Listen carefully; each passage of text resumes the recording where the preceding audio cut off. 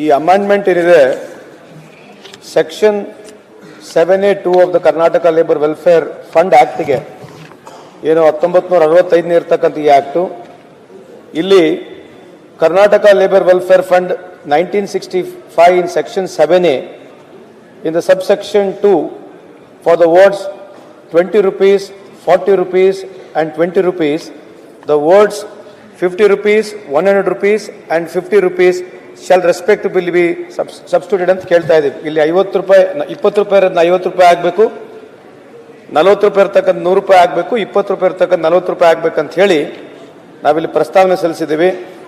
ಇದು 5ನೇ ಅಮೆಂಡ್ಮೆಂಟ್ ಈ ಬಿಲ್ಗೆ ತರ್ತಕ್ಕಂಥದ್ದು.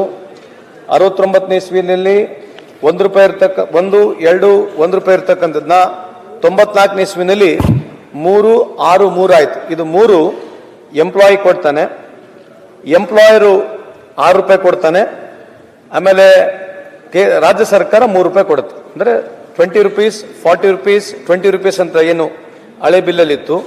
20 ರೂಪಾಯಿ ಎಂಪ್ಲಾಯಿ ಕೊಡ್ತಾನೆ, 40 ರೂಪಾಯಿ ಎಂಪ್ಲಾಯರ್ ಕೊಡ್ತಾನೆ, 20 ರೂಪಾಯಿ ಸ್ಟೇಟ್ ಗೌರ್ಮೆಂಟ್ ಕೊಡುತ್ತೆ. ಅದೇ ರೀತಿಯಾದಂಥ ಅಮೆಂಡ್ಮೆಂಟ್ನಲ್ಲಿ 2011ನೇ ಇಸ್ವಿನಲ್ಲಿ 6 ರೂಪಾಯಿ ಇತ್ತು, 12, 6 ಇತ್ತು. 17ನೇ ಇಸ್ವಿನಲ್ಲಿ 20, 40, 20 ಆಯಿತು.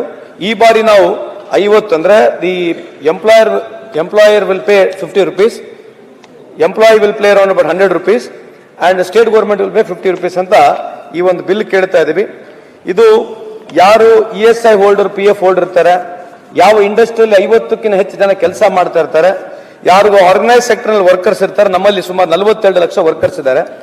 ಈ ನಮ್ಮ ವೆಲ್ಫೇರ್ ಬೋರ್ಡ್ನಲ್ಲಿ ನಮ್ಮ ರಿಸಿಟ್ಸ್ಗಿಂತ ಜಾಸ್ತಿ ಎಕ್ಸ್ಪೆಂಡಿಚರ್ ಜಾಸ್ತಿ ಆಗಿದೆ. 2022ನೇ ಇಸ್ವಿನಲ್ಲಿ ಬೋರ್ಡ್ ತೀರ್ಮಾನ ತಗೊಂಡು ಇದು ಹೆಚ್ಚಾಗಬೇಕಂತ ಹೇಳಿ ಬೋರ್ಡ್ ನಿರ್ಣಯ ಮುಖಾಂತರ ಇವತ್ತು ಈ ಬಿಲ್ನ ನಾವು ಇಲ್ಲಿ ಪ್ರಸ್ತಾವನೆ ಮಾಡ್ತಾ ಇದ್ದೀವಿ. ಇಲ್ಲಿ ನಮ್ಮಲ್ಲಿ ಇರ್ತಕ್ಕಂಥದ್ದು ನಂಬರ್ ಆಫ್ ಎಂಪ್ಲಾಯೀಸ್ ಇನ್ ಲ್ಯಾಕ್ಸ್, ಸುಮಾರು 52 ಲಕ್ಷ ಎಂಪ್ಲಾಯೀಸ್ ಇದ್ದಾರೆ. ಇದರಲ್ಲಿ ವರ್ಕರ್ ಕಾಂಟ್ರಿಬ್ಯೂಷನ್ 50 rupees ಆಗುತ್ತೆ, ಎಂಪ್ಲಾಯರ್ ಕಾಂಟ್ರಿಬ್ಯೂಷನ್ 100 rupees ಆಗುತ್ತೆ, ಗೌರ್ಮೆಂಟ್ ಕಾಂಟ್ರಿಬ್ಯೂಷನ್ 50 rupees ಆಗುತ್ತೆ. ಈ ರೀತಿಯಾಗಿ ನಾವು ಎಕ್ಸಿಸ್ಟಿಂಗ್ ನಲ್ಲಿ 20-40-20 ನಲ್ಲಿ ಹೋದಾಗ ನಮ್ಮ ಕಾಂಟ್ರಿಬ್ಯೂಷನ್ ಏನಿರ್ತಿತ್ತು, ಎಕ್ಸಿಸ್ಟಿಂಗ್ ಕಾಂಟ್ರಿಬ್ಯೂಷನ್ ರೇಷಿಯೋ ನೋಡಿದಾಗ 20-40-20ಗೂ ಈಗ ನಾವು ನೋಡಿದ್ರೆ ನಮಗೆ 42 crore rupees ಅವಾಗ ನಮಗೆ ಟೋಟಲ್ ಕಲೆಕ್ಷನ್ ಆಗ್ತಾ ಇತ್ತು. ಈ ಬಾರಿ 50-100-58 ರೇಷಿಯೋನಲ್ಲಿ ಹೋದ್ರೆ ನಮಗೆ 105 ಕೋಟಿ ರೂಪಾಯಿ ಕಲೆಕ್ಟ್ ಆಗುತ್ತೆ. ಇದನ್ನ ಉದ್ದೇಶ ಇಷ್ಟೇ, ಎಲ್ಲ ಶಾಸಕರ ಕಡೆಯಿಂದ ಬಹಳಷ್ಟು ಒತ್ತಡ, ಕಮ್ಯುನಿಟಿ ಹಾಲ್ಗಳು ಆಗ್ಬೇಕೆಂಬುದು ಒಂದು ಕಮ್ಯುನಿಟಿ ಹಾಲ್ ಆಗ್ಬೇಕೆಂಬುದು ಒತ್ತಡ ಇದೆ. ಹಂಗಾಗಿ ಎಜುಕೇಶನ್ ಅಸಿಸ್ಟೆನ್ಸ್ ಏನು ಚಿಲ್ಡ್ರನ್ಗೆ ಕೊಡ್ತಾ ಇದೀವಿ ಅದು ಜಾಸ್ತಿ ಆಗಿದೆ. ಮೊದಲು 1 child ಕೊಡ್ತಾ ಇದೀವಿ, 2 child ಕೊಡ್ಬೇಕಂತಕ್ಕಂಥ ನಿರ್ಣಯ ಆಗಿದೆ.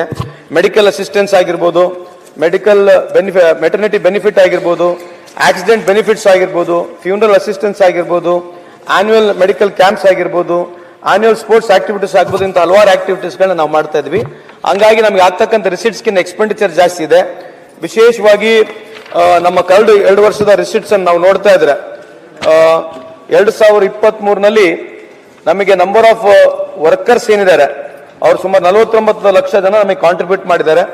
ಅದರಲ್ಲಿ ಕಾಂಟ್ರಿಬ್ಯೂಷನ್ ಕಲೆಕ್ಟೆಡ್ ಆಗಿರ್ತಕ್ಕಂಥದ್ದು 34 crores ಇನ್ಕ್ಲೂಡಿಂಗ್ ಸ್ಟೇಟು ಎಲ್ಲ 3 ಕಡೆಯಿಂದ ಕಾಂಟ್ರಿಬ್ಯೂಷನ್ ಆಗಿರ್ತಕ್ಕಂಥದ್ದು. ನಂಬರ್ ಆಫ್ ಬೆನಿಫಿಷರಿ ಇದರಲ್ಲಿ ಕವರ್ಡ್ ಆಗಿರ್ತಕ್ಕಂದ್ರೆ ನಾವು ಬೆನಿಫಿಷರಿ ಹುಡುಕಿ ಕೊಟ್ಟಿರ್ತಕ್ಕಂಥದ್ದು 18,000 ಬೆನಿಫಿಷರಿ ಕೊಟ್ಟಿದ್ದೇವೆ. ಎಕ್ಸ್ಪೆಂಡಿಚರ್ ಸುಮಾರು 53 ಕೋಟಿ ಆಗಿದೆ. 24ನೇ ಸಾಲಿನಲ್ಲಿ ಕೂಡ 57 ಕೋಟಿ ಆಗಿದೆ. ಹಂಗಾಗಿ ನಮ್ಮ ರಿಸಿಟ್ಸ್ಗಿನ ಎಕ್ಸ್ಪೆಂಡಿಚರ್ ಜಾಸ್ತಿ ಇರೋದಕ್ಕಾಗಿ ಇದನ್ನ ನಾವು ಎನ್ಹಾನ್ಸ್ ಮಾಡ್ಬೇಕಂತ ಹೇಳಿ ಈ ಬಿಲ್ ತಮ್ಮಲ್ಲಿ ತಂದಿದ್ದೀವಿ. ದಯಮಾಡಿ ಇದಕ್ಕೆ ತಾವು ಅಪ್ರೂವಲ್ ಮಾಡಿಕೊಡ್ಬೇಕಂತ ತಮ್ಮ ಎಲ್ಲ ಸದನಕ್ಕೆ ಮನವಿ ಮಾಡಿ ಕೇಳ್ಕೊಳ್ತೇನೆ. ಈಗ ವಿಧೇಯಕವನ್ನು ಖಂಡವಾಗಿ ಮತಕ್ಕೆ ಹಾಕುತ್ತೇನೆ. ಮಾತಾಡ್ತೀರಾ? 2ನೇ ಮತ್ತು ಸಭಾಧ್ಯಕ್ಷರೇ, ಹೇಳಿ. ಇದು ಸನ್ಮಾನ್ಯ ಸಚಿವರು ಉತ್ತಮ ಆರ್ಗನೈಸ್ ಸೆಕ್ಟರ್ಗೆ ತಂದಿರುವಂತದ್ದು. ಇದು ಕರ್ನಾಟಕ ಲೇಬರ್ ವೆಲ್ಫೇರ್ ಇಲ್ಲ ನಿಮ್ ಜಲ್ದಿ ನಾವೇನು ಮಾತಾಡ್ಬೇಕು ಅಂತ ಏನ್ ಮಾತಾಡಕ್ ಹೋಗಲ್ಲ ಅಲ್ಲ, ಏನ್ ವಿರೋಧ ಏನಿಲ್ಲ sir. Karnataka labour welfare fund act ಇದು ಆರ್ಗನೈಸ್ ಸೆಕ್ಟರ್ದು ಏನೊಂದು PF ಮತ್ತು ESI ಎಲ್ಲ ಈಗಾಗಲೇ ಅವ್ರಿಗೆ ವ್ಯವಸ್ಥೆ ಇದೆ, ಈಗ ಆಲ್ರೆಡಿ ಪ್ರೊವಿಷನ್ ಇದೆ. ಇದನ್ನೇನು ತಗೊಂಡು ಕಲೆಕ್ಷನ್ ಮಾಡಿಕೊಂಡು ಯಾರಿಂದ ಪಡ್ಕೊಂಡು ಯಾರಿಗೆ ಕೊಡ್ತಿದ್ದಾರೆ ಹೇಳಿದ್ರು, ಏನೇನೋ ಯೋಜನೆಗಳು, ಸ್ಟೂಡೆಂಟ್ ಸ್ಕಾಲರ್ಶಿಪ್ಪು, ಆರೋಗ್ಯ ಶಿಬಿರ, ಇನ್ನೊಂದು ಮತ್ತೊಂದು, ಅಲ್ಲೇ ಏನು ಕಲ್ಯಾಣ ಮಂಟಪಗಳು, ಏನು ಕಮ್ಯುನಿಟಿ ಹಾಲ್ಗಳು ಕಟ್ತೀವಿ ಅಂತ. ಈಗಲೇ ಕಮ್ಯುನಿಟಿ ಹಾಲ್ಗಳು ಎಲ್ಲೆಲ್ಲಿ ಯಾರೇನೇನಿದೆ ಅಂತ, ಯಾವ್ಯಾವ ಕಮ್ಯುನಿಟಿ ಹಾಲ್ಗಳು ಕಟ್ಟಿರೋದು, ಯಾವ ಪರಿಸ್ಥಿತಿಯಲ್ಲಿ ಏನೇನು ಆಗ್ತಿದೆ ಎಲ್ಲವೂ ನಿರ್ವಹಣೆ. ಈ ಫಂಡನ್ನು ಏನಾದ್ರು ಒಂದು, ಯಾಕೆಂದ್ರೆ ಕಂಟಿನ್ಯೂಸ್ ಆಗಿ ಸನ್ಮಾನ್ಯ ಸಿದ್ದರಾಮಯ್ಯ ಸಾಹೇಬರು ಅವರಿಗೆ ಲೇಬರ್ ಮಿನಿಸ್ಟ್ರೇ ಮಾಡ್ತಾ ಬಂದಿದ್ದೀರ. ಪಾಪ ಅವ್ರು ಲೇಬರ್ನಲ್ಲೇ 2017ರಲ್ಲೂ ಏನು ತಿದ್ದುಪಡಿ ತಂದಿದ್ದಾರೆ, ತಿರ್ಗಾ ಲೇಬರ್ನಲ್ಲೇ ಕೊಡ್ತಾ ಇದ್ದಾರೆ. ಪಾಪ ಈ ಲೇಬರ್ ಇದರಲ್ಲಿ ಏನೊಂದು ಪ್ರಗತಿ ಪರವಾಗಿ ಅನ್ಆರ್ಗನೈಸ್ ಸೆಕ್ಟರ್ ಏನು ಸರ್, ಅನ್ಆರ್ಗನೈಸ್ಡ್ ಪ್ರಗತಿಪರ ಮಿನಿಸ್ಟ್ರು ಹಂಗಂತ ನಾವು ಹೇಳಕ್ಕಾಗತ್ತ, ಲೇಬರ್ ಮಿನಿಸ್ಟರ್. ಆದ್ರೆ ಅವ್ರಿಗೆ ಅದರಲ್ಲೇ ಪಾಪ ಎಕ್ಸ್ಪರ್ಟೈಸ್ ಜಾಸ್ತಿ ಕೊಡಿಸ್ತಾ ಇದ್ದೀರಾ ಸರ್. ಪಾಪ ನಮ್ಮ ಸ್ನೇಹಿತರಿಗೆ ಬೇರೆ ಕಡೆ ಅವಕಾಶ ಮಾಡಿಕೊಡಿ. ಏನೋ ಅವ್ರು ಕೇಳ್ಕೊಂಡು ನೀವು ಕೊಟ್ಕೊಳ್ಳಿ ಸರ್.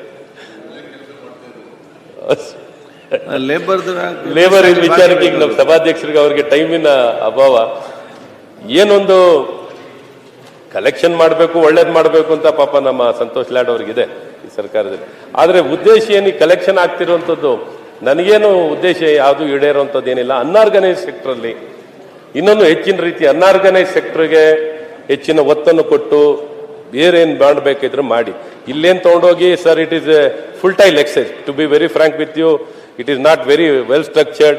ಸುಮ್ಮನೆ ಏನೋ ನೀವು ಮಾಡಬೇಕು, ಯಾವುದೂ ಉದ್ದೇಶ ಈಡೇರಲ್ಲ, ನಿಮ್ಮ ಸದುದ್ದೇಶ ಇದೆ. ಬಟ್ ಇಲ್ಲೇನು ನನ್ನ ಪ್ರಕಾರ ಇಷ್ಟೇನು ನೀವು ಪ್ರಯತ್ನ ಮಾಡ್ತಿದ್ದೀರಾ, ಪ್ರಾಬ್ಲಿ ಇದುವರೆಗೂ ಇಂಪ್ಯಾಕ್ಟ್ ಏನು ನೀವು ಮಾಡಿರೋಂಥ 42 ಕೋಟಿ ಮೊದಲಿನ ಬಡ್ಜೆಟ್ ಅಲ್ಲಿ 42 ಕೋಟಿಯಲ್ಲಿ ಏನನ್ನು ಸಾಧಿಸಿದ್ದೀರಾ ಹೇಳಿ ನಮಗೆ. ಯಾಕೆಂದ್ರೆ ಮೊದಲು 42 ಕೋಟಿ ರೆವಿನ್ಯೂ ಬರ್ತಿತ್ತು ಇದಕ್ಕೆ ಕಲೆಕ್ಷನ್ ಅಲ್ಲಿ ಅಂತ ಹೇಳಿದ್ರಿ.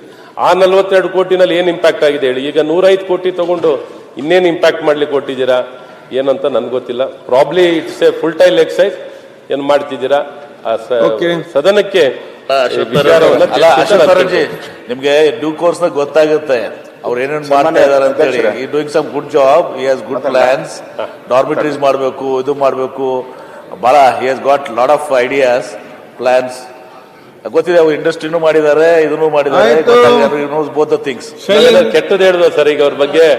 ಅಲ್ಲ ನೀವು ಹೇಳಲಿಲ್ಲ ಅಂತ ಈಗ ಹಿಂದಿನ ಸಾರಿ ಸದನದಲ್ಲಿ ಈ ಬಗ್ಗೆ ಚರ್ಚೆ ಆಗಿ ನಾವೇ ಎಲ್ಲ ಸಲಹೆ ಕೊಟ್ಟಿದ್ವಿ. ಹೀಗೆ ಫಂಡ್ ಜಾಸ್ತಿ ಮಾಡ್ಕೊಳ್ಳಿ, ಅವರಿಗೆ ಆ ಕಾರ್ಮಿಕ ಕಲ್ಯಾಣ ನಿಧಿಯನ್ನ ಜಾಸ್ತಿ ಮಾಡ್ಕೊಂಡು ಒಂದು ಒಳ್ಳೆ ರೀತಿಯಿಂದ ಅವರಿಗೆ ಅವಕಾಶ ಮಾಡಿಕೊಡಿ, ಎಲ್ಲ ಬಡವರು ದುಡಿಯುವಂಥವ್ರು ಅವ್ರಿಗೆ ಆಗ್ಲಿ ಅಂತ.